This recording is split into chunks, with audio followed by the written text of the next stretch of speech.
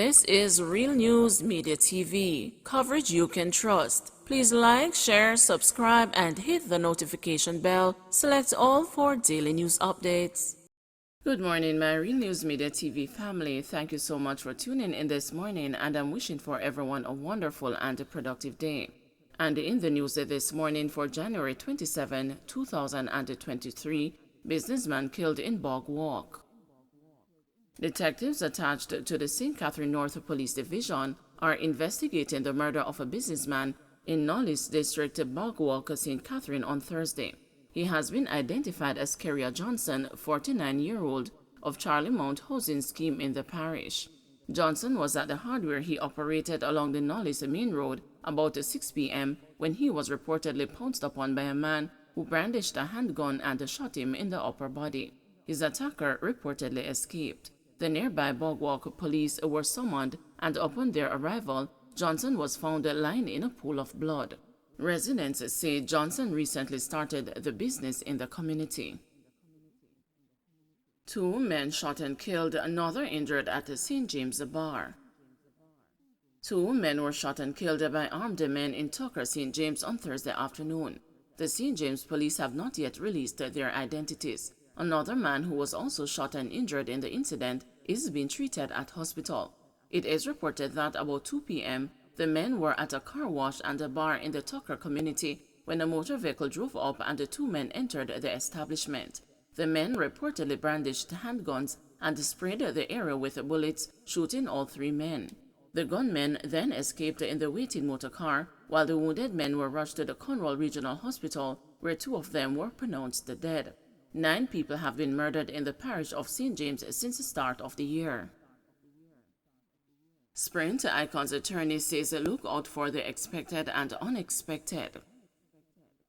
Linton Gordon, one of the attorneys representing Olympian Usain Bolt, on Thursday said the public should look out for the expected and the unexpected today. The deadline given to investment firm Stocks and Securities Limited to return more than $12 million fleeced from the track and field Icon's account in what has now been found to be a massive fraud perpetrated for more than a decade.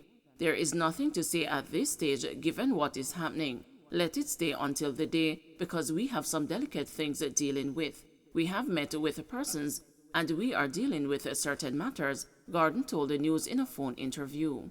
On January 16, Frater, Binns and Gordon, the law firm representing Bolt, had sent a letter to SSL demanding that $12,758,181.74, the reported balance in Bolt's account as at October 31, 2022, be repaid by January 27.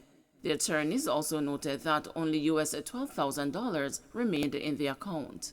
Bolt is one of at least 40 SSL clients whose investments were totally or almost wiped out in the fraud, estimated to be more than $3 billion so far. The issue, which has attracted international attention primarily due to the fact that Bolt is a victim, has resulted in the Financial Services Commission sending a temporary manager into the company for oversight of its operations. Additionally, a raft of reforms for the financial sector were announced this week by Finance Minister Dr. Nigel Clark, who also cashiered the FSC's executive director and replaced him with the temporary manager Kieran Burrell.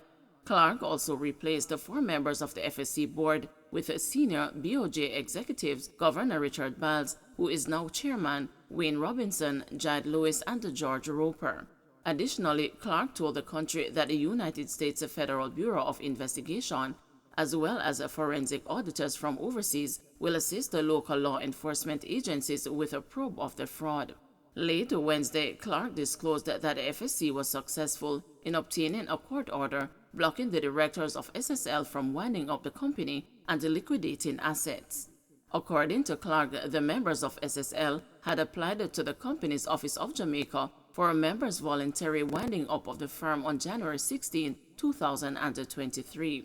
The court order bars the trustee and the directors of SSL from disposing of or dealing with assets and liabilities in SSL's name, withdrawing, transferring, or otherwise dissipating any funds from accounts in its name wherever held, winding up or dissolving the company, or reorganizing the company or its operations, whether in documented form or organization of its members' assets and liabilities.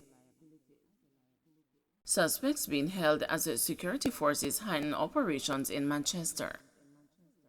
Police and the military teams have been deployed to Manchester to combat a surge in crime there, even as sources say multiple suspects have been apprehended in targeted operations by the security forces. Sources say among those arrested are suspects and the persons of interest in armed robberies, break-ins, among other crimes. We have a man in custody now from St. Elizabeth who we captured last week Thursday in New Green. We picked up another 5 men on Thursday at the border in Scots Pass in a big operation. We are targeting all parts of the parish in search of all persons of interest and the suspects, said a reliable police source. We are ramping up operations right across the Manchester division. We have to pull out all the stops. Manchester can't continue with a crime like this. We have people involved in murders and the shootings. We are looking for them, added the source. On Monday, head of the Manchester Police Superintendent Shane McCullough told a journalist that known criminals are being pursued with the help of external forces.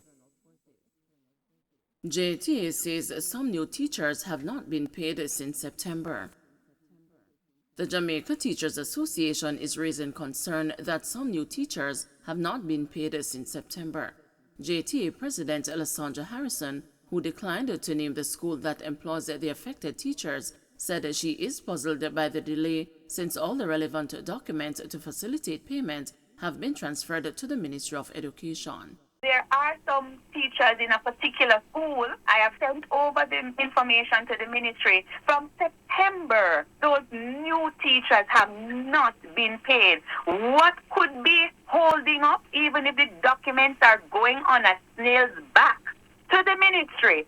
I think it would reach by now. And we expect persons to be going to school every day. They have loans to pay. They have bills to pay. They have their dependents, persons who are depending on them, all their parents who would have invested some of their last monies to send them to teachers' college, now looking for these professionals to come and assist them. We are aware that there remain those among us who have not received their salary any at all. And from the last time I would have checked, there has been no official release from the Ministry of Education to say that there is a challenge and that they're asking, they're craving our indulgence. And we continue to ask the ministry to exercise some professional courtesy towards us as teachers. It can't be that you're having some challenge. It has to be that there is a challenge, and nothing is released to say to us, explaining why is there a delay in our salaries.